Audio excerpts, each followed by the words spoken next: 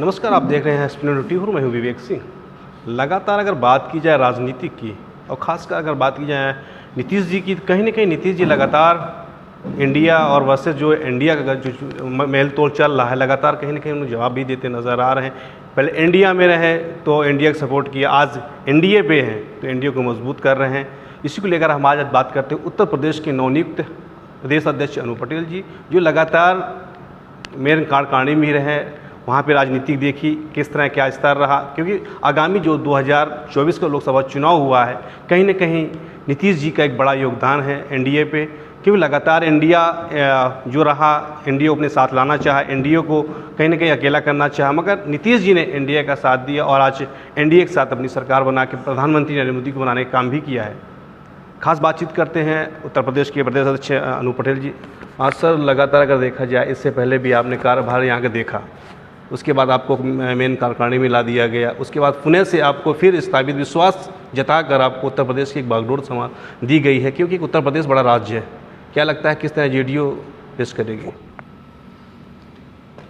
हमारे नेता बिहार के मुख्यमंत्री माननीय नीतीश कुमार जी ने हम पे जो विश्वास किया है, हम उनके लिए बहुत बहुत धन्यवाद देते हैं।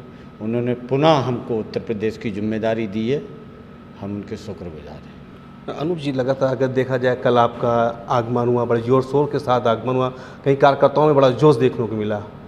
आगामी लोकसभा का जिस तरह चुनाव रहा, उस चुनाव में भी कहीं ना कहीं कार्यकर्ताओं को कहीं ना मायूसी देखने को मिली, क्योंकि जेडीयू लगातार मांग कर रहा था कि उत्तर प्रदेश से हम अपने प्रत्याशी उतारें, मगर एनडीए से न तो इंडिया से कोई सीट मिल पाया, न ही एनडीए से। क्या लगता है क्या रहा?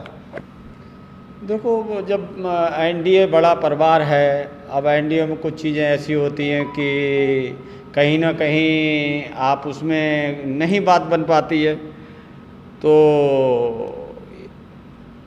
इसमें को हम लोगों को इतना बुरा नहीं माना है हमारे सारी साथियों ने कि कोई ना कोई मजबूरी रही, इसलिए हम लोगों को यहाँ सीट नहीं मिल पाई। लेकिन हम उम्मीद कर रहे हैं कि आगे 2027 में गठबंधन में हमको सीटें मिलना चाहिए। क्या लगता है जिस तरह सर गठबंधन की बात कर रहे हैं, अगर गठबंधन कितनी सीटें मांगने की, क्योंकि आपने कल भी एक बात कही थी 50 सीटों पे हम लोग विधानसभा का चुनाव लड़ने की तैयारी कर रहे हैं, अगर नहीं, अगर एनडीए अगर आपको नहीं देता है तो किस तरह आप? भाई, जनता दल यू की जो उत्तर प्रदेश की इकाई है, वो अपना स्वतंत्र होकर 50 सीटों पे हम लोग तैयारी कर रहे हैं।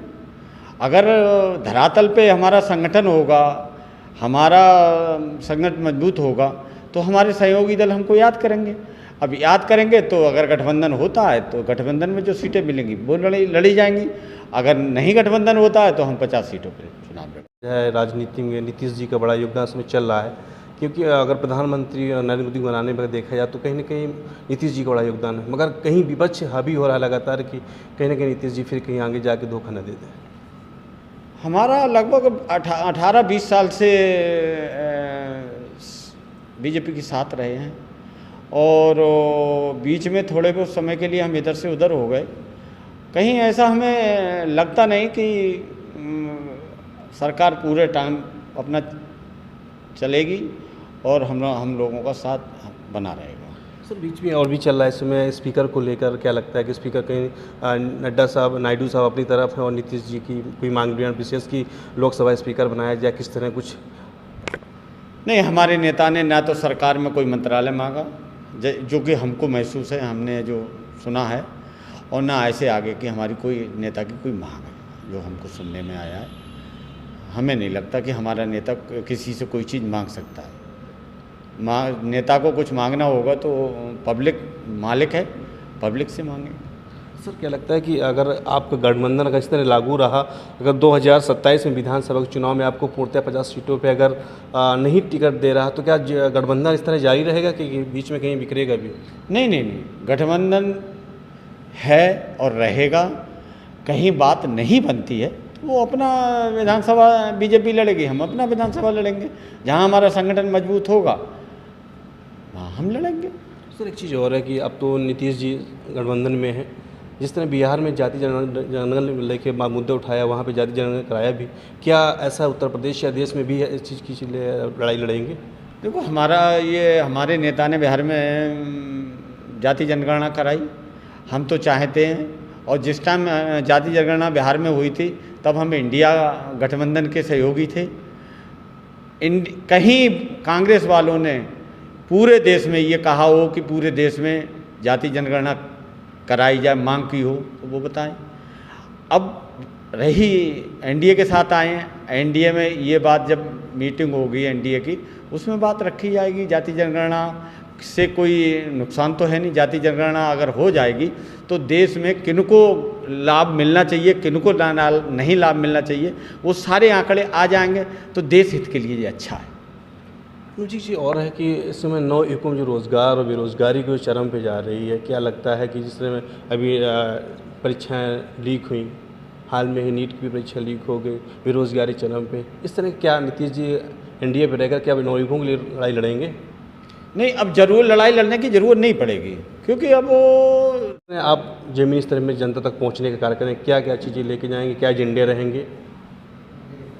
देखो, हमारे नेता का जो मॉडल है, चाहे विपक्ष हो चाहे पक्ष हो, जहाँ जहाँ सरकारें चल रही हैं बिहार मॉडल लेके ही सारा अपना काम कर रहे हैं।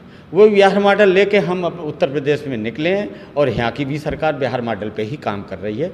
और हमें नहीं लगता है कि कहीं पर विरोधाभास बीजेपी में हम में होगा। तो सर, क्या उत्तर प्रदेश है तो क्या उत्तर प्रदेश के नौ युवकों की आवाज़ क्या आगे आप बुलंद करेंगे, बच्चों के साथ जाएंगे? ये नौजवान जब तक मजबूत नहीं होगा तब तक देश मजबूत नहीं होगा।